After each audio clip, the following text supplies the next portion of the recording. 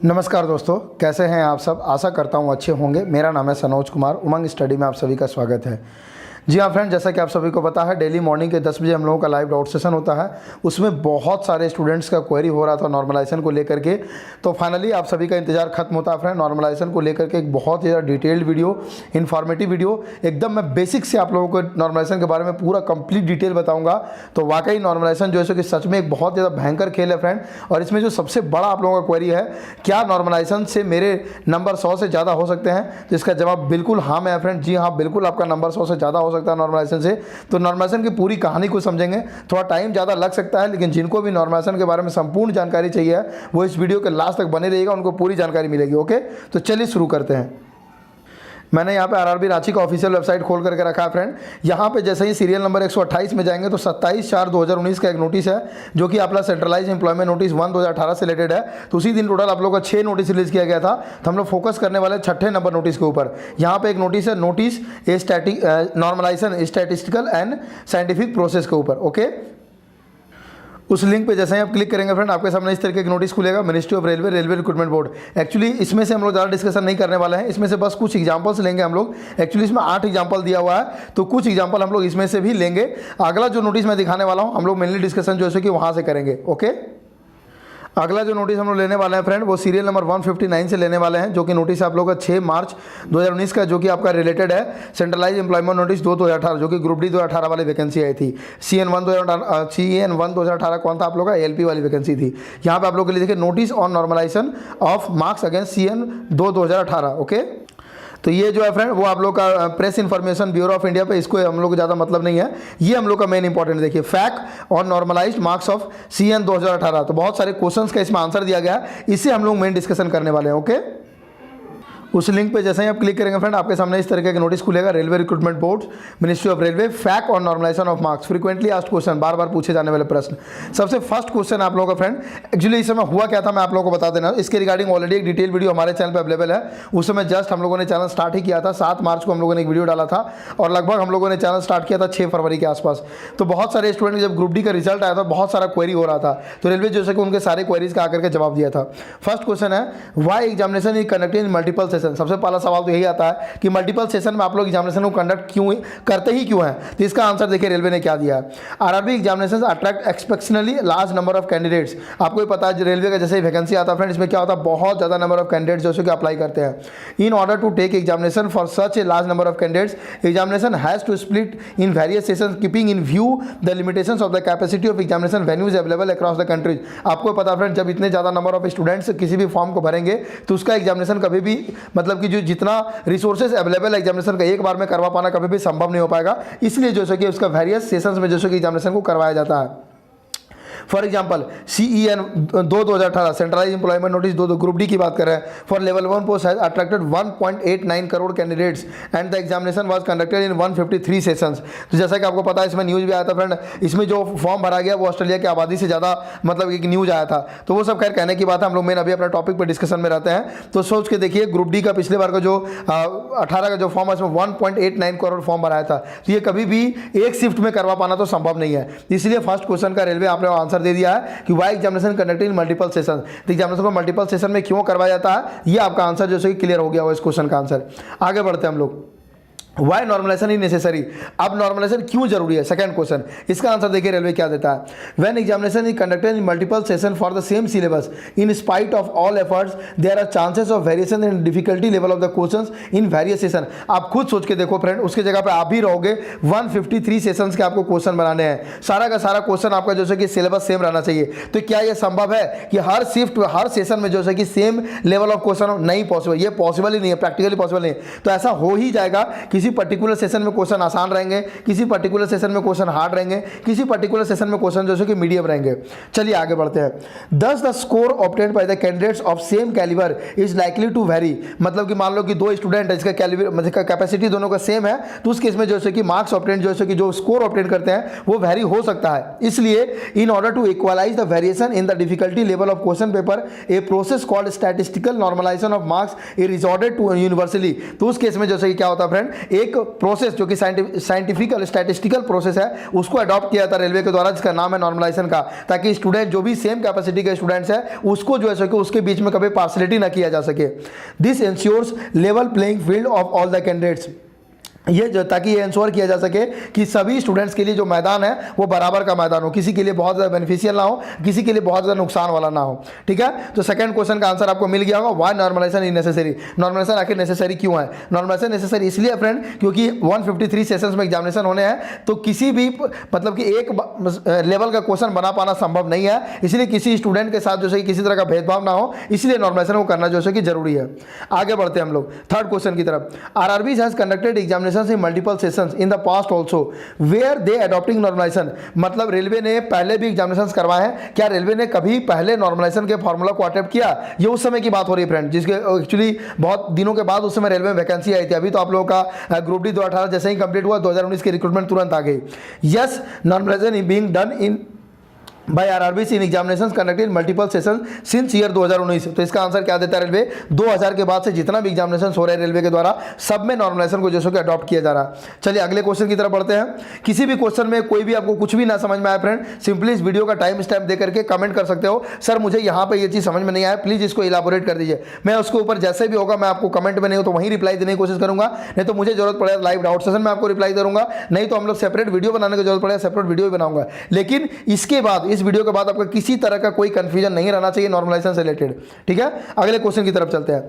E normalisation some sort of grace marks. हाँ, बहुत सारे स्टूडेंट का ये भी क्वेरी हो रहा था कि क्या नॉर्मलाइजेशन को ऐसा मान सकते हैं कि ग्रेस मार्क्स दिया जाता है? ग्रेस मार्क्स क्या होता है आप समझ सकते हैं फ्रेंड। एक जो बोर्ड वगैरह में आप लोग देखते होंगे मैट्रिक इंटर में एक रूल होता है कि मान लो कि 33 नंबर में पास है, कोई 32 ला रहा तो 1 नंबर ग्रेस मार्क्स देकर के उसको पास कर दिया जाता है। ठीक है, तो ग्रेस मार्क्स का कॉन्सेप्ट को समझता है। तो ये इसमें पूछा जा रहा है कि क्या नॉर्मलाइजेशन एक ग्रेस मार्क्स देने का फॉर्मूला है?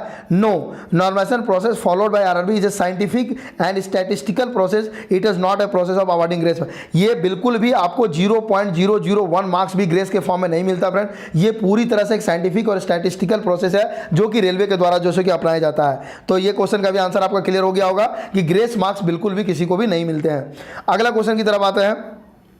So can normalization result in reduction as well as increase in the marks as compared to the raw marks? हाँ, बहुत सारे स्टूडेंट को ये भी क्वेरी हो रहा था कि सर क्या मेरा जो रॉ मार्क्स है उससे घट भी सकता है, उससे बढ़ भी सकता है? तो इसका आंसर क्या देता है रेलवे, देखिए। Yes, it completely depends on the statistical parameter calculated based on the performance of the candidates in the sessions of the candidates as well as candidates of other session. ये हो सकता है friend, ये depend करता है कि आपका जो परफॉर्मेंस, जो स्टूडेंट का परफॉर्मेंस है वो परफॉर्मेंस कैसा है, प्लस जिस सेशन में स्टूडेंट बैठे हैं उस सेशन के अदर स्टूडेंट्स का परफॉर्मेंस कैसा है, उसके बाद जो अदर सेशंस हुए हैं उस पर्टिकुलर एग्जामिनेशन मतलब उस पर्टिकुलर रिक्रूटमेंट के जो अदर सेशंस हुए हैं उस पर्टिकुलर सेशंस में स्टूडेंट्स के परफॉर्मेंस कैसे हैं, इन सारे परफॉर्मेंस को देखते हुए आपका नंबर बढ़ भी सकता है और आपका नंबर घट भी सकता है। इसका भी बहुत अच्छा एग्जांपल्स हम लोग देखेंगे, आपका सारा का सारा डाउट क्लियर हो जाएगा। पहले एग्जांपल हम लोग नहीं ले सकते क्योंकि पहले एग्जामिनेशन ले लेंगे, एग्जांपल लेंगे तो आपको समझ में ही नहीं आएगा, इसलिए पहले थ्योरेटिकल वाले पोर्शन को क्लियर कर लीजिए, फिर हम लोग एग्जांपल भी आपको दिखाएंगे। ओके, चलिए देखते हैं आगे। नेक्स्ट क्वेश्चन है friend, this means the performance of candidates is statistically judged based on all the candidates he या सी इज कॉम्पिटिंग विथ। मतलब यहाँ पे क्वेश्चन ये पूछ रहा कि कैंडिडेट का जो है कि स्टैटिस्टिकली जज किया जाता है सारे के सारे कैंडिडेट्स, मतलब उस पर्टिकुलर रिक्रूटमेंट, मान लो कि ग्रुप डी 2018 की बात करते हैं तो 1.89 करोड़ स्टूडेंट्स बैठे थे एग्जामिनेशन में, तो सारे के सारे स्टूडेंट के साथ क्या उसको जज किया जाता है? आंसर देता है yes, this the process involves raw score of the candidate, mean and standard deviation of raw marks of candidates in his her session as well other session being normalise. मतलब कि आपका जो है कि जितने भी स्टूडेंट बैठे हैं 1.89 करोड़ सारे के साथ आपका जो है कंपैरिजन होता है। ओके, तो चलिए नेक्स्ट क्वेश्चन की तरफ चलते हैं।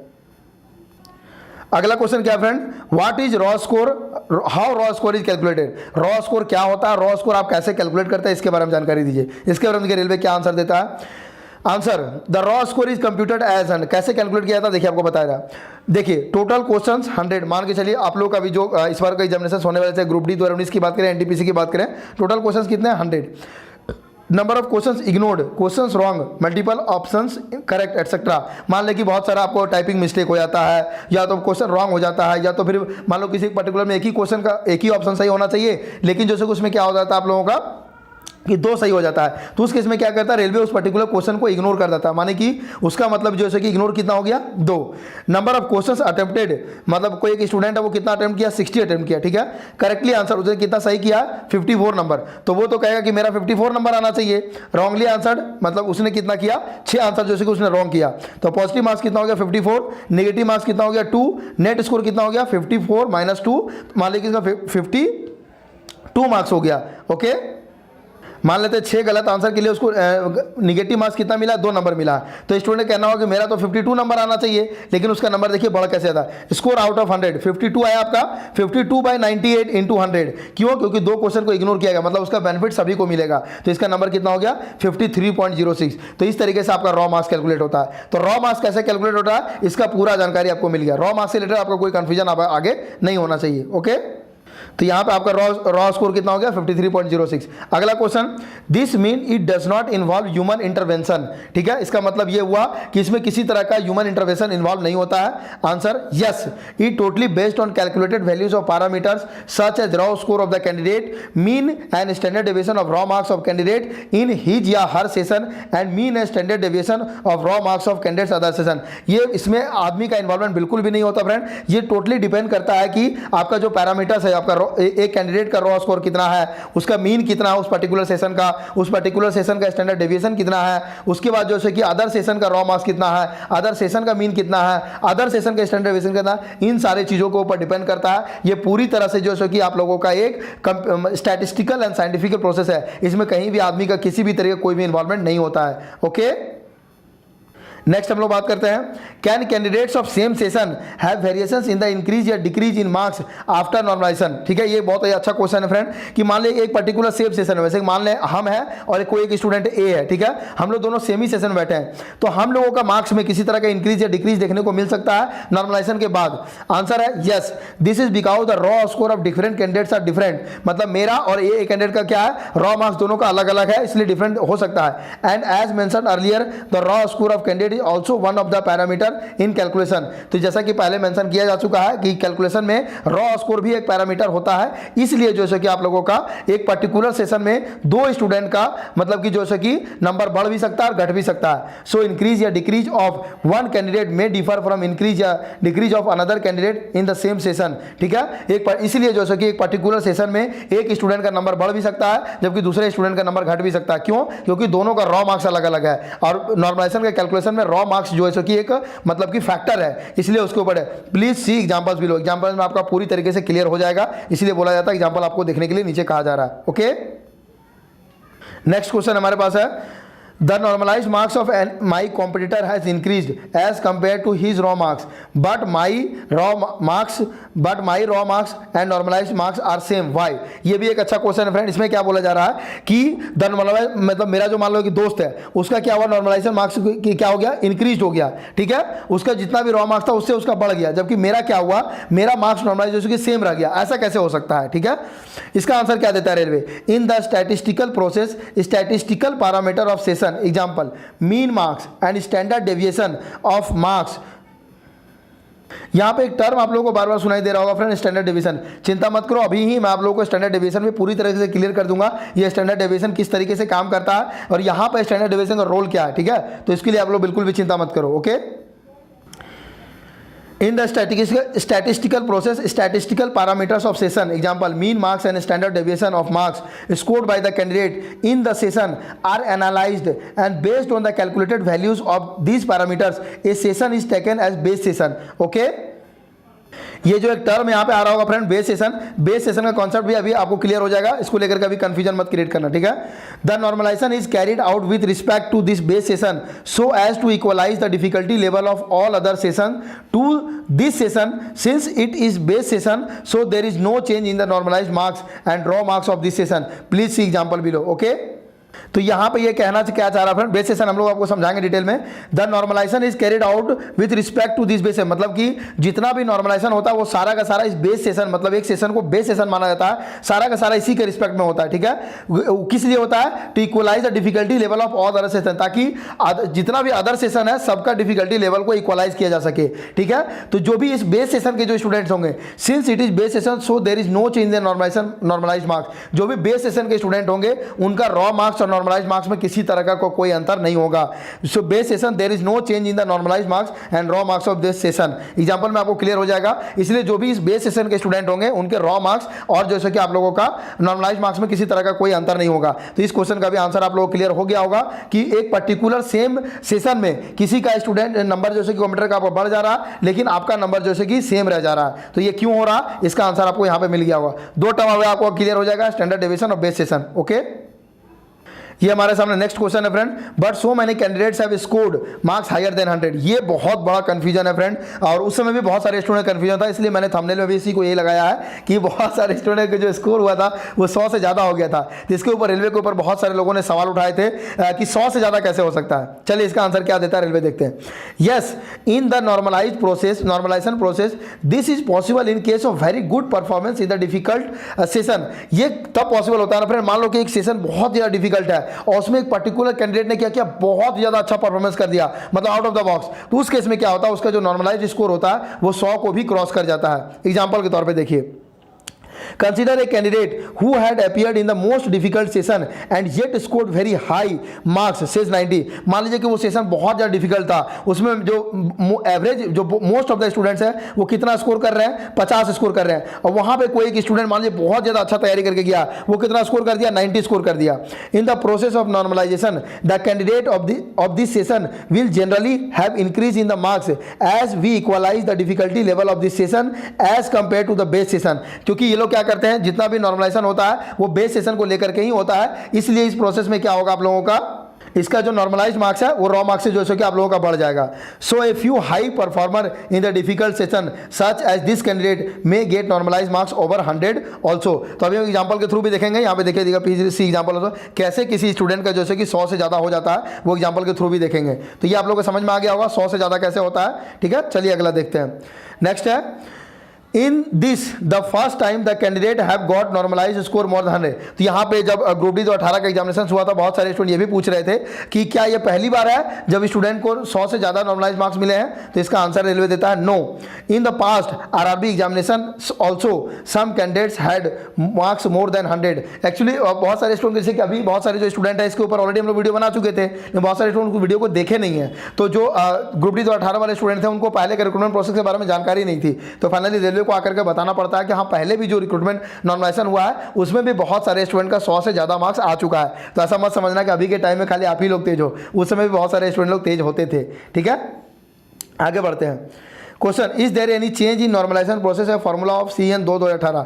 मतलब आपका पहले का जो नॉर्मलाइजेशन का जो फॉर्मूला था उसको क्या CN 2018 में किसी तरह का कोई चेंजेस किया गया है? तो इसका आंसर दिया जाता no. The normalisation process adopted in the CN 2018 is exactly same as adopted in the past several RRB examination since 2000। मतलब 2000 के बाद से जितना भी रेलवे एग्जामिनेशन कंडक्ट करवाया है उसके बाद जैसे कि सारा का सारा फॉर्मूला सेम है, किसी तरह का कोई चेंजेस नहीं किया गया है। ओके, आगे, what is the normalisation process adopted in the CN 2018। Sir बहुत देर से नॉर्मलाइजेशन का भाषण तो दे रहे हैं, लेकिन आखिर वो फॉर्मूला क्या वो बताइए जिसके ऊपर सारा गेम चल रहा है। तो ये बहुत ही सिंपल फॉर्मूला है फ्रेंड, इसको बिल्कुल भी कॉम्प्लिकेटेड करने की कोशिश मत करना, मैं एकदम बेसिक से आप लोगों को समझाऊंगा। आंसर देखिए क्या देता है रेलवे।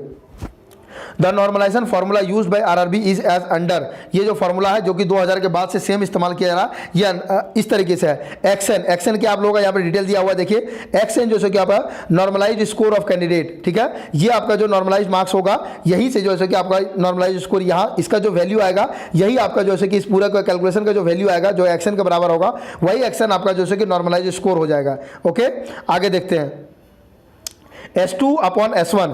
S2 क्या आपका friend, standard deviation of raw marks of base session. एक पर्टिकुलर सेशन को जैसे कि बेस सेशन लिया जाता है, बेस सेशन कैसे डिसाइड होता है वो भी अभी हम लोग देखेंगे, ठीक है। तो S2 क्या आप लोग का standard deviation of raw marks of base session. तो उस पर्टिकुलर बेस सेशन में जितने भी स्टूडेंट अपीयर हुए थे, मान लें कि 10 स्टूडेंट अपीयर हुए थे, तो 10 स्टूडेंट का रॉ मार्क्स अलग अलग होगा, ठीक है। तो उन सारे 10 स्टूडेंट का जो मार्क्स है उनका हम लोग क्या निकालेंगे, स्टैंडर्ड डेविएशन निकालेंगे। तो हम लोग क्या हो जाएगा, S2 हो जाएगा। तो S2 के बारे में क्लियर है। S2 क्या हो गया आप लोग का, standard deviation of raw marks of base session, ठीक है। उस पर्टिकुलर बेस सेशन में जितने भी स्टूडेंट अपीयर हुए थे उन सभी का जो अलग अलग रॉ मार्क्स था, सारे के रॉ मार्क्स का जब हम लोग जो है कि स्टैंडर्ड डेविएशन निकाले तो वो हम लोग का S2 हो गया। उसी तरह से S2 अपॉन S1। तो S1 क्या हम लोग का friend, standard deviation of raw marks of candidate session, ठीक है। तो बेस सेशन की बात नहीं कर रहा, अब उस कैंडिडेट, जिस पर्टिकुलर कैंडिडेट का हम लोग नॉर्मलाइज्ड मार्क्स निकाल रहे हैं उस पर्टिकुलर कैंडिडेट के सेशन की बात कर रहा है। तो S1 क्या आप लोगों का, standard deviation of raw marks of candidate. मान लीजिए कैंडिडेट कोई पर्टिकुलर सेशन में बैठा है, उस पर्टिकुलर सेशन में भी मान लीजिए 10 ही स्टूडेंट बैठते हैं, ठीक है। तो उस पर्टिकुलर 10 जो स्टूडेंट है सबका रॉ मार्क्स भी अलग अलग होगा, ठीक है। तीन सभी के रॉ मार्क्स, 10 के रॉ मार्क्स का जब हम लोग स्टैंडर्ड डेविएशन निकालेंगे तो वो आप लोग का S1 हो जाएगा। S1 क्या हो गया, standard deviation of raw marks of the candidate session. जो है आप लोग लिखा भी हुआ, standard deviation of raw marks of candidate से, ये पर्टिकुलर कैंडिडेट के सेशन की बात कर रहा है, बेस सेशन की नहीं बात कर रहा। जबकि S2 किसकी बात कर रहा, बेस सेशन की बात कर रहा। इसको एक अलग ब्रैकेट में हो गया, इनटू मल्टीप्लाई करेंगे पूरे से, किससे मल्टीप्लाई करेंगे, x minus X A V. X क्या आप लोगों का फ्रेंड, देखिए raw marks of candidate which is to be normalise. तो जो भी कैंडिडेट है जिसका कि रॉ मार्क्स को नॉर्मलाइज करना है, ये मतलब ये आपका मेहनत है, जो आप लोग मेहनत कर रहे हैं, जो एग्जामिनेशन दे करके आओगे, एक्स जो है सो कि ये आपका है, मतलब एक्स जो है सो कि आपका मतलब कि ताकत है। तो raw marks of candidate which is to be normalise, मान लेके रॉ मार्क्स आप लेकर के आए हो 90, तो ये 90 एक्स है आपका, जिसको कि आपको नॉर्मलाइज करना है। अब ये जैसे कि फॉर्मूला तय करेगा कि ये 90 से बढ़ेगा कि 90 से घटेगा कि 90 ही रहेगा कि 100 से भी पार चला जाएगा। समझ रहे मेरी बात को। एक्स ए बी क्या friend, average of raw marks of candidate session, ठीक है। तो मान लीजिए कि ये जो स्टूडेंट है, मान लीजिए मैं सनोज एक स्टूडेंट हूं, ठीक है। तो हम जिस भी पर्टिकुलर सेशन में बैठे हैं उस पर्टिकुलर सेशन में जितने भी स्टूडेंट है, मान लीजिए कि 10 स्टूडेंट है, तो 10 स्टूडेंट का जब हम लोग एवरेज निकालेंगे उनके रॉ मार्क्स का, तो वो हम लोग हो जाएगा एक्स ए बी। तो एक्स ए बी यहाँ पे क्या हो गया, average of raw marks of candidate session, ठीक है। समझ गए। तो ये क्या एवरेज है रॉ मार्क्स का उस पर्टिकुलर कैंडिडेट के सेशन का, ओके। अब प्लस में यहाँ पे वाई ए बी क्या है फ्रेंड, उसके बारे में यहाँ जानकारी दिया हुआ है। Y A B average of raw marks of base session. तो जो एक सेशन को बेस सेशन माना गया था उसमें जितने भी स्टूडेंट अपीयर हुए थे, मान लेते 10 स्टूडेंट अपीयर हुए थे, तो उन 10 का जो रॉ मार्क्स था उसका जो एवरेज निकालेंगे तो वो आप लोगों का क्या हो जाएगा, वो वाई ए बी हो जाएगा, ओके। तो यहां पे जो सबसे important question friend, how base session is decided, ये बहुत ही इंपॉर्टेंट है, क्योंकि बेस सेशन जो डिसीजन होगा, बेस सेशन के जो स्टूडेंट होंगे उनका नॉर्मलाइज्ड मार्क्स और उनका रॉ मार्क्स वो बिल्कुल ही सेम रहेगा। Among sessions having 70% and above the average attendance of all sessions, ठीक है, the one with maximum value of mean of raw marks is taken as base session, okay। इसको मैं आप लोगों को एक एग्जांपल देके समझाता हूं। जैसे कि मान लेते हैं ग्रुप डी 2018 में कितना हुआ था, 153 सेशंस हुआ था, ठीक है। तो इसमें मान लेते हैं 100 सेशन ऐसा था जिसका अटेंडेंस जो है कि आप लोगों का 70% से ज़्यादा था। फर्स्ट लाइन वही बोल रहा, among sessions having 70% and above the average attendance. तो उनका जो एवरेज अटेंडेंस है वो कितना है, या तो 70% या तो 70% से ज़्यादा है। आगे क्या बोलता है, the one with maximum value of mean of raw marks is taken as the base session, ठीक है। तो मान लेते हैं 100 सेशन मेरा कितना था, 100 सेशन ऐसा था जिसका जो है कि आप लोगों का अटेंडेंस 70% या 70% ज्यादा था। तो उस 153 में से घट के कितना हो गया, 100। इस पर्टिकुलर सेशन में से इस पर्टिकुलर एक सेशन को हम लोग कैसे डिसाइड करेंगे, वही एक सेशन बेस सेशन होगा, the one with maximum value of mean of raw marks, okay. तो मान लेते हैं मैं सनोज कुमार हूं, मैं जो है कि 51 वाले सेशन में बैठा था, ठीक है। तो मान लो तो मैं 51 वाले सेशन में वहां पे 10 स्टूडेंट टोटल अपीयर हुए, ठीक है। तो उन सारे 10 स्टूडेंट का जो रॉ मार्क्स है उनके रॉ मार्क्स से क्या निकाला जाएगा, मीन निकाला जाएगा। यदि अगर देखा जाएगा कि मेरे जो सेशन में, मेरा सेशन का जो जितने भी स्टूडेंट्स बैठे थे उन सभी स्टूडेंट्स के रॉ मार्क्स का जो मीन है वो सबसे ज्यादा हाईएस्ट है, कितना, जितना भी इधर 100 सेशन था, तो मेरा जो सेशन है वो क्या हो जाएगा, बेस सेशन हो जाएगा। तो बेस सेशन आपका जो क्लियर हो चुका होगा। बेस सेशन को कोई कंफ्यूजन मत रखना। मैं फिर से आप लोगों को समझा रहा हूं, मान लो कि 153 सेशंस है, उसमें से 100 सेशन ऐसा है जिसका अटेंडेंस 70% से ज्यादा है। उस पर्टिकुलर 100 सेशन में एक सेशन बेस सेशन कैसे डिसाइड होगा? उस सेशन ऐसे डिसाइड होगा, मान लो कि मैं 51 नंबर वाले सेशन में बैठा हूं, मेरे सेशन में 10 स्टूडेंट बैठे हैं, उन 10 स्टूडेंट का जो रॉ मार्क्स था, रॉ मार्क्स का जो मीन था वो क्या था? मैक्सिमम था इन 100 से। ठीक है, जैसे कि एग्जांपल के तौर पे मान लो कि ये जो 100 सेशन है इसमें मान लो कि एवरेज मीन मानते हैं, मान लो फर्स्ट सेशन का आपका मतलब एवरेज कितना आ रहा है, आप लोग का रॉ मार्क्स का एवरेज आ रहा 10 आ रहा, किसी के 11 आ रहा, 12 आ रहा, 13 आ रहा, लेकिन मेरा जो सेशन है 51वां सेशन, इसका रॉ मार्क्स का जब मीन निकाला गया वो कितना आ गया? मान लो कि मीन आ गया आप लोग का 50 आ गया। तो ये तो जहां 10 11 आ रहा था सभी का रॉ मार्क्स का मीन, तो मेरे वाला सेशन कितना 50 आ गया, तो मेरा वाला सेशन जो हो जाएगा वो बेस सेशन हो जाएगा। ओके, तो बेस सेशन आप लोगों को क्लियर हो गया होगा। तो यहां तक आप लोगों का थ्योरेटिकल पोर्शन पूरा कंप्लीट हो चुका है फ्रेंड। थ्योरेटिकल में किसी को कोई डाउट हो तो एग्जांपल अभी आप लोग देख लो, एग्जांपल से आपका सारा का सारा सब कुछ क्लियर हो जाएगा। ठीक है, first consider, can you give some examples to illustrate the process? क्या आप कुछ एग्जांपल दे सकते हैं इसको हमको समझाने के लिए? आंसर देता है railway, consider in examination which is conducted in 9 sessions and the statistical parameters of the sessions as under. ठीक है, तो मान के चलते हैं कोई एक पर्टिकुलर एग्जामिनेशन, जैसे कि मान लेते हैं एनटीपीसी मान लेते हैं जो कि 15 दिसंबर से आप लोग को आना, उसमें मान लेते हैं कि 9 सेशंस में एग्जामिनेशन हो रहे हैं। ठीक है, तो मान लेते हैं एक सेशन में कितने स्टूडेंट बैठ रहे हैं हम लोग का? एक सेशन में चल ज्यादा नहीं मानते, 5 स्टूडेंट ही बैठते हैं। ठीक है, एक पर्टिकुलर सेशन में, तो उस पर्टिकुलर से mean of raw marks, mean of raw marks कैसे कैलकुलेट हो रहा है? तो सेशन नंबर 1 का मीन ऑफ रॉ मार्क्स कितना है? मान लो कि 5 स्टूडेंट बैठे हैं। ठीक है, तो इन पांचों का जो रॉ मार्क्स है, इन पांचों का रॉ मार्क्स को जोड़ करके जब 5 से डिवाइड करेंगे तो क्या आ जाएगा? इस पर्टिकुलर सेशन का मीन ऑफ रॉ मार्क्स आ जाएगा। ठीक है, अब standard deviation of raw marks, तो मान ले कि इस पर्टिकुलर एक सेशन में 5 स्टूडेंट बैठे थे, तो पांचों स्टूडेंट का जो रॉ मार्क्स था उन पांचों का रॉ मार्क्स को मिला करके क्या निकालेंगे? उनका स्टैंडर्ड डेविएशन निकालेंगे। तो यहां पर आपका क्वेरी होगा सर स्टैंडर्ड डेविएशन कैसे कैलकुलेट करते हैं, तो वो मैं आपको बताता हूं स्टैंडर्ड डेविएशन के बारे में। स्टैंडर्ड डेविएशन का जो फॉर्मूला हो तो सभी लोग जानते होंगे, जो भी तैयारी करते होंगे, under root summation of xi minus U का होल स्क्वायर अपॉन में n। ठीक है, तो जो मैंने 5 का एग्जांपल लिया था वही मैंने एग्जांपल यहाँ पे लिया। ठीक है, मान लेते हैं एक पर्टिकुलर सेशन में 5 स्टूडेंट अपीयर हुए हैं, तो पांचों का रॉ मार्क्स कितना है? एक स्टूडेंट का 30 है, एक का 40 है, एक का 50 है, एक का 60 है, एक 70 है। ठीक है, तो मीन कैसे निकालेंगे? 30 plus 40 plus 50 plus 60 plus 70 by 5, 250/5, तो कितना हो गया? 50 हो गया मीन। अब इसका स्टैंडर्ड डेविएशन निकालना है तो हम लोग क्या करेंगे? तो जो मीन है उससे इसका डिफरेंस निकालेंगे। तो जिसका 30 है उसका डिफरेंस कितना हो गया? -20। जिसका 40 है उसका डिफरेंस कितना हो गया? -10। जिसका 50 है रॉ मार्क्स उसका मीन से डिफरेंस कितना हो गया? 0।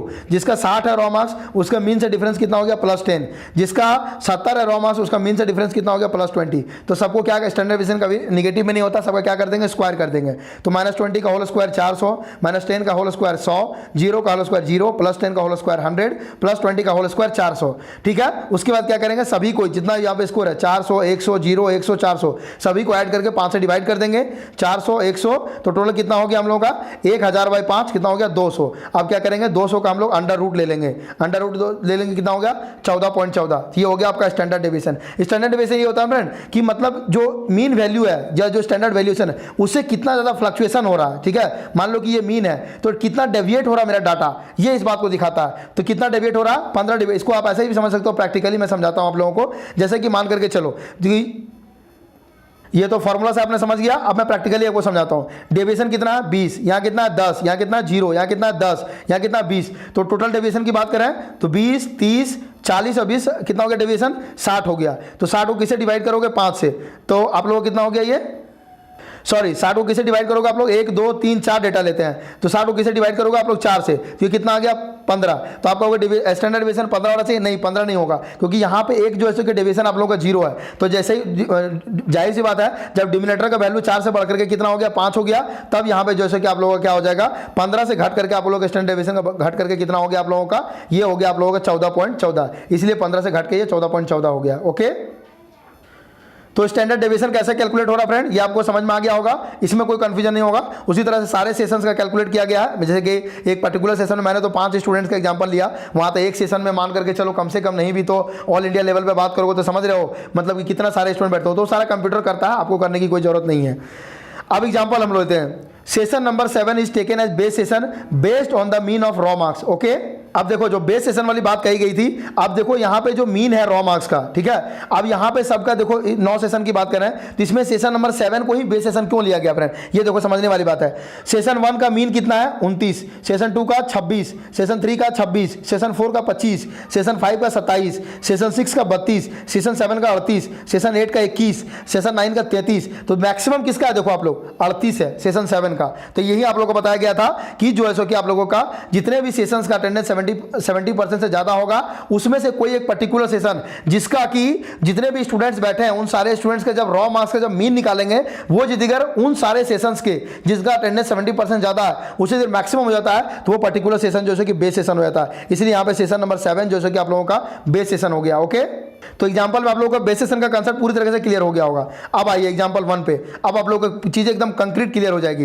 Example 1, consider a candidate session 8 was raw marks are 75, ठीक है। मतलब सेशन 8 का कोई एक स्टूडेंट है जिसका रॉ मार्क्स कितना है आप लोगों का 75। इसका हमको नॉर्मलाइज करके चेक करना है कि सेशन 8 में यदि अगर ये बैठा है तो इसका नंबर बढ़ेगा कि घटेगा या सेम रहेगा। So here S2 is equal to कितना हो जाएगा 18.32। S2 आप लोगों को क्या था, मीन था। किसका मीन था, स्टैंडर्ड डेविएशन का मीन था उस पर्टिकुलर सेशन का, ठीक है।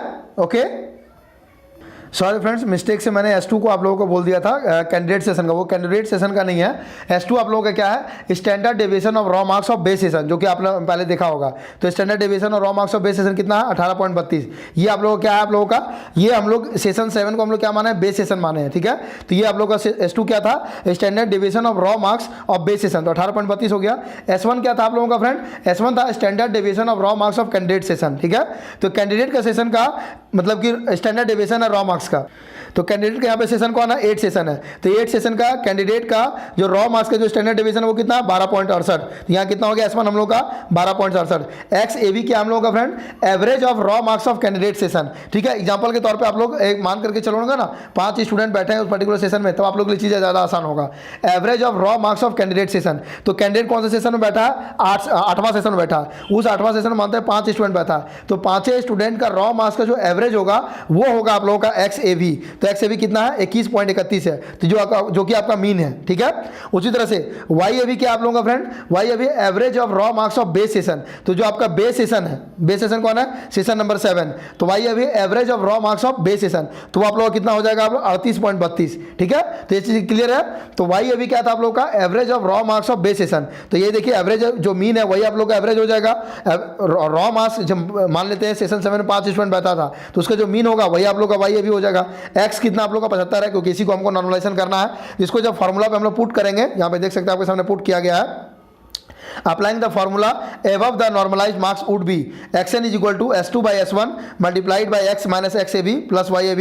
तो सबको वैल्यू को यहाँ पे पुट किया गया, तो ये कितना आ गया 115.89। आप खुद सोच के देखिए फ्रेंड, जो सेशन 8 की जो एग्जांपल लिया था, यहाँ पे एवरेज कितना स्टूडेंट नंबर ला रहे थे 21 नंबर, ये क्या ला दिया था उसकी जगह पे 75 नंबर, जो कि बहुत ही ज़्यादा हाई है फ्रेंड। आप खुद सोच के देखो, किसी एक पर्टिकुलर सेशन का मीन जो है सो कि वो आ रहा है 21 नंबर। मीन मतलब क्या हुआ, किसी का मान लो 30 आ रहा होगा, किसी का मान लो 10 आ रहा होगा, किसी का मान लो 20 आ रहा होगा, तो कितना हो जाएगा एवरेज 30 20 50 10 60, 60 बाई 30 करेंगे तो कितना हो जाएगा 20। तो सोचो 30 के जगह पे कहां वो ला दिया है 75 नंबर ला दिया है, इसीलिए इसका नंबर बढ़ के कितना हो गया फ्रेंड 115.89 हो गया है। इससे आप अंदाजा लगा सकते हो कैसे नॉर्मलाइजेशन में नंबर बढ़ता है और कैसे आपका 100 से ज्यादा जाता है। अगला एग्जांपल हम लोग लेते हैं। Example 2, taking another session of a candidate of session 8 was raw marks is 35। तो अभी मैंने क्या बताया था, जो सेशन 8 का एग्जाम्पल लिया गया ये अच्छा किया गया है। यहाँ पे देखो सेशन 8 का एग्जाम्पल लिया, उसका रॉ मार्क्स कितना 35 है। इसका मतलब मान करके क्या चले कि उसका स्कोर जो है कि एवरेज है। क्यों एवरेज है, क्योंकि मीन 21 आ रहा है ना, तो इसका मतलब क्या है, मान लो कि किसी का 10 आया होगा, किसी का 20 आया होगा, किसी का 30 आया होगा, तो ये मतलब कि एवरेज से थोड़ा अच्छा स्टूडेंट है। तो इसका देखिए नॉर्मलाइजेशन से बढ़ करके कितना होता है, सेम वही चीज सारा चीज को पुट किया गया वैल्यू, तो इसका कितना आ गया 58.09। तो ये क्या किया है, थोड़ा सा अच्छा परफॉर्मेंस किया, मतलब कि टॉप लेवल ऑफ स्टूडेंट जो है उसमें है ये। तो इसका 35 से बढ़ करके जो है कि 60 हो गया, तो बहुत नंबर बढ़ा। तो कितना बढ़ गया, लगभग 25 नंबर के आसपास बढ़ गया, 60 नंबर हो गया। तो अब अगला एग्जांपल लेता है, consider a candidate session 9 whose raw marks are 35। यहाँ पे सेशन 9 की हम लोग बात कर रहे हैं। सेशन 9 का इसका रॉ मार्क्स कितना है 35 है। इसका मतलब क्या हुआ कि ये एक एवरेज स्टूडेंट है। क्यों, क्योंकि सेशन 9 का जो एवरेज आ रहा है वो 33 आ रहा है। इसका मतलब क्या हुआ, जैसे कि मान लो कोई एक स्टूडेंट हो, किसी का 20 आ रहा होगा, किसी का 30 आ रहा होगा, किसी का 40 आ रहा होगा। तो 20 30 40 का एवरेज जब निकालेंगे तो कितना हो जाएगा हम लोग का 30 हो जाएगा। तो यहाँ पे जो एग्जामिनेशन जो हम लोग का मीन है वो 33 है, और जो स्टूडेंट का यहाँ पे नंबर है वो नंबर कितना आप लोगों का 35 है, मतलब ये एक एवरेज स्टूडेंट है। तो इसका देखिए बढ़ करके कितना हुआ, फॉर्मूला अप्लाई करने के बाद इसका बढ़ करके कितना हुआ, मात्र जैसे कि 40 नंबर हुआ है। इसका कितना बढ़ा है, मात्र जैसे कि आप लोगों का 35 से बढ़ करके 40 हुआ। तो इसका मतलब ये हो रहा है फ्रेंड, जो भी टॉप लेवल ऑफ स्टूडेंट्स हैं जो कि मतलब अच्छा परफॉर्मेंस करते हैं एवरेज से, तो उनका नॉर्मलाइजेशन में स्कोर जैसे कि बहुत ही ज़्यादा बढ़ता है। जो कि यहाँ पे आप लोगों ने एग्जांपल देखा होगा, 35 से बढ़ के इसका कितना हो गया, 60 हो गया। जबकि जो एवरेज परफॉर्मेंस करते हैं उनका नंबर बहुत कम बढ़ता है, जो कि 35 से बढ़ करके 40 हुआ। अगला एग्जाम्पल देखते हैं friend, example 4, consider A session candidate of session 7 वो रॉ मार्क्स है 40। अब सेशन 7 जो है, जो हम लोग का बेस सेशन है, इसका रॉ मार्क्स कितना है, 40 है। इसका मतलब क्या हुआ फ्रेंड, 38 जहाँ एवरेज आ रहा था, तो ये क्या है, मतलब एवरेज स्टूडेंट के बराबर ही है, मीन के आसपास ही इसका नंबर है। तो इसका देखते कितना होता है बढ़ करके हम लोग का फॉर्मूला में।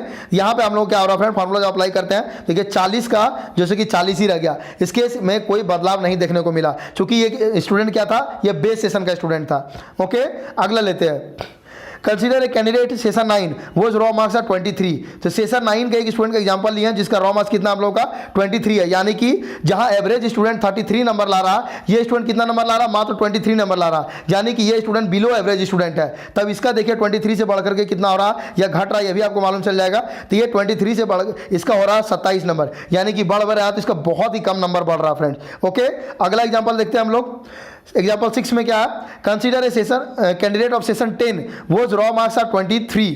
ओके, तो ये एक्चुअली इनसे मिस्टेक हो गया फ्रेंड, सेशन 10 यहाँ पे कोई है ही नहीं, और ये मुझे लगता है एग्जाम्पल 9 को ही यहाँ पे मतलब गलत से 5 की जगह 6 टाइप हो गया है, इसलिए देखो 23 से बढ़ के ये 27.89 हुआ है। ये जो है कि अब ये भी आप लोगों का 23 से 27.89 हुआ है। ओके, अगला क्वेश्चन है friend, can normalised score be less than raw score, मतलब कि जो बहुत सारे स्टूडेंट क्वेरी होता है कि सर क्या मेरा मतलब कि नॉर्मलाइजेशन के बाद मेरा नंबर घट भी सकता है। Yes, it can be in certain cases. For example, if standard deviation and mean of base session is 18.80 and 42.28 respectively, the standard deviation and mean of candidate session is 19.9 and 41.62 for a raw score of 75, the normalised would be इतना 73.81। Okay, तो ये एक hypothetical example लिया गया है friend. यदि अगर आप लोग का स्टैंडर्ड डेविएशन 18.80 हो जाता है और मीन जो ऐसे कि मीन ऑफ बेस सेशन अगर आपको 42.28 हो जाता है, ठीक है, and the standard deviation and mean of candidate session, एक पर्टिकुलर कैंडिडेट के सेशन की बात करें, ये कैंडिडेट के सेशन का जो स्टैंडर्ड डेविएशन 19.9 है और कैंडिडेट के सेशन का जो मीन है वो 41.62 है। यदि अगर उसका रॉ मार्क्स आया 75, तो उसका नॉर्मलाइजेशन यदि आप करेंगे तो उस केस में क्या हो जाएगा, आप लोगों का घट करके हो जाएगा 73.81। इसको ज़्यादा अच्छे तरीके से मैं उस वाले नोटिस में समझाऊंगा फ्रेंड, जिसमें एक एग्जांपल लिया गया 27/4/2019 वाले में। तो थोड़ा लास्ट क्वेश्चन इसमें इस वाले नोटिस में, that means the normalisation process is completely statistical mathematical and there is no discussion human intervention whatsoever absolutely. इसका आंसर जैसे कि यही है। ओके, ये 27 अप्रैल वाला नोटिस है फ्रेंड, जिसमें देखिए आप लोग का 10 सेशन का एग्जांपल लिया गया है। यहाँ भी सभी पर्टिकुलर सेशन का मीन ऑफ रॉ मार्क्स है, standard deviation of raw marks है। तो ये सारी चीज़ आपको क्लियर होगी। तो जहाँ पे घट रहा है हम लोग उस वाले एग्जांपल को डिस्कशन करेंगे। इसमें टोटल 8 एग्जांपल लिए गए फ्रेंड। देखिए 90 से बढ़ करके कितना हो रहा है 105, ये एग्जाम्पल आप लोग देख सकते हैं बढ़ने वाला। फिर यहाँ पे देखिए एग्जाम्पल में कितना हो रहा, 45 से बढ़ के 53 हो रहा, बढ़ने वाला एग्जाम्पल आप लोग देख चुके हैं ऑलरेडी। यहाँ पे देखिए कितना हो रहा, 55 से घट के 53 हो रहा। तो इसको हम लोग देखते हैं, ठीक है। Consider a candidate of session 1 whose raw marks are 55। Okay, चलिए पहले हम लोग एनालाइज करते हैं। सेशन 1 में किसी स्टूडेंट का रॉ मार्क्स कितना 55 आ रहा है। ओके, इसका मतलब क्या हुआ, सेशन 1 में किसी स्टूडेंट का रॉ मार्क्स कितना आ रहा है 55 आ रहा है। इसका मतलब जहां पे एवरेज कितना आ रहा है 38, तो 55 इसका एक अच्छा स्कोर मान सकते हैं हम लोग। जबकि इसका स्टैंडर्ड डेविएशन कितना है इस पर्टिकुलर सेशन का 19.93 है। तो यहाँ पे हम लोग आइए, जैसे इसको देखिए फॉर्मूला पे पुट किया गया, तो यहाँ पे जैसे ही सबको आपको पुट किया गया, जिसका देखिए घट करके कितना हो गया 55 से आपका हो गया 53.76285। ओके, उसी तरह से देखिए अगला एग्जांपल यहाँ पे लिया गया है 85 किसी का है, तो घट करके कितना हो गया 81.33। ओके, यहाँ पे आप लोगों के मन में क्वेरी आ रहा होगा फ्रेंड, सर सेशन 1 का स्टूडेंट है जहाँ पे सारे स्टूडेंट 38 नंबर ला रहे हैं, कोई स्टूडेंट बहुत ही ज़्यादा अच्छा परफॉर्मेंस कर रहा है 85 ला रहा, तो इसका 100 से ज़्यादा होना चाहिए, इसका घट कैसे जा रहा, ये कैसे घट रहा, मैं आपको बताता हूँ फ्रेंड। बेस सेशन का कॉन्सेप्ट क्लियर है कि जितना भी आप लोगों का मीन है उसमें सबसे मैक्सिमम जो होगा वो मतलब कि रॉ मार्क्स के जो मीन का जो मैक्सिमम होगा आप लोग का बेस सेशन होगा।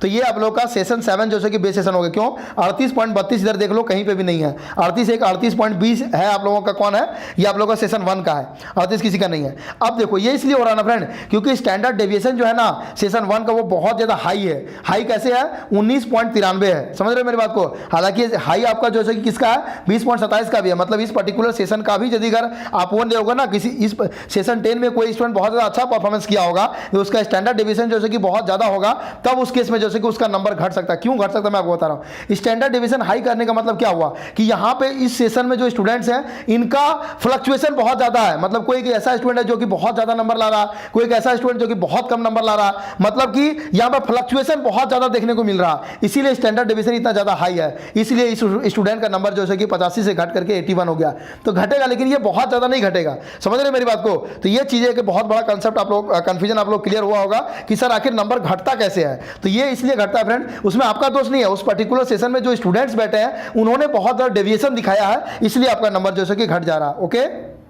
उसी तरह से अगला एग्जांपल है फ्रेंड, 40 था, 40 से 40 ही रह गया, नो चेंज। उसी तरह अगला एग्जांपल है, देखिए यहाँ पे 63 था, 63 से आप लोगों को कितना हो गया, 69 हो गया।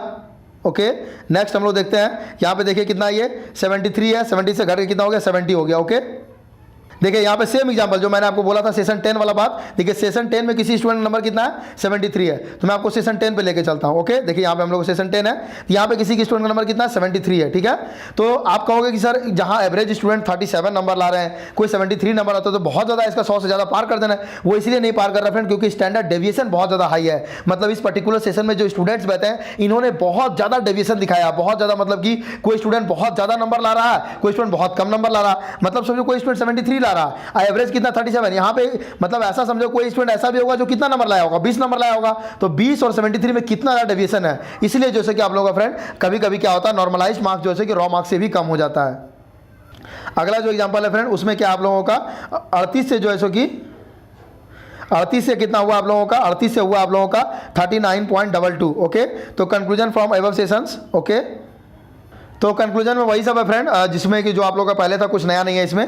तो फाइनली ये वीडियो को यहीं पे एंड करते हैं फ्रेंड। ये वीडियो आपको कैसा लगा आप हमें जरूर बताइएगा, और इस तरीके का और भी डिटेल वीडियो हम लोग लाने वाले हैं। एक वीडियो लाएंगे आप लोगों का एनटीपीसी 2015 वर्सेस एनटीपीसी 2019। तो हमारे चैनल पर जरूर बने रहिएगा इस तरह का डिटेल्ड इन्फॉर्मेटिव वीडियो के लिए। ये जो पूरा प्रोसेस मैंने आपको समझाया है, आपको कहीं पर भी कुछ भी नहीं समझ में आया हो, आप सिंपली इस वीडियो के कमेंट सेक्शन में कमेंट कर सकते हैं, सर मुझे इस पर्टिकुलर टाइम स्टैम्प में इस पर्टिकुलर पॉइंट का ये चीज़ नहीं समझ में आया। मैं आपको पूरी कोशिश करूंगा उसको समझाने की। ओके फ्रेंड्स, और ये जो पूरा नॉर्मलाइजेशन प्रोसेस है, इसमें जितने भी स्टूडेंट्स इस वीडियो को देखेंगे, मैं मैक्सिमम स्टूडेंट से आपका ओपिनियन जानना चाहूंगा।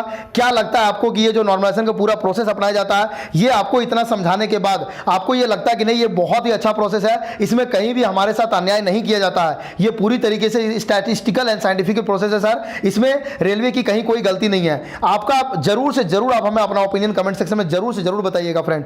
ओके, तो वीडियो आपको कैसा लगा कमेंट सेक्शन में जरूर बताइएगा। वीडियो अच्छा लगा हो तो लाइक और शेयर कीजिएगा, और इसको अपने स्टूडेंट्स के साथ जरूर से जरूर शेयर कीजिएगा फ्रेंड, क्योंकि ये जो है नॉर्मलाइजेशन के बारे में बहुत सारे स्टूडेंट को बहुत ज्यादा मिथ है, कंफ्यूजन है, सारा का सारा उनका कंफ्यूजन जो है क्लियर हो जाएगा। ओके, मिलते हैं कोई नेक्स्ट वीडियो में, तब तक के लिए जय हिंद जय भारत।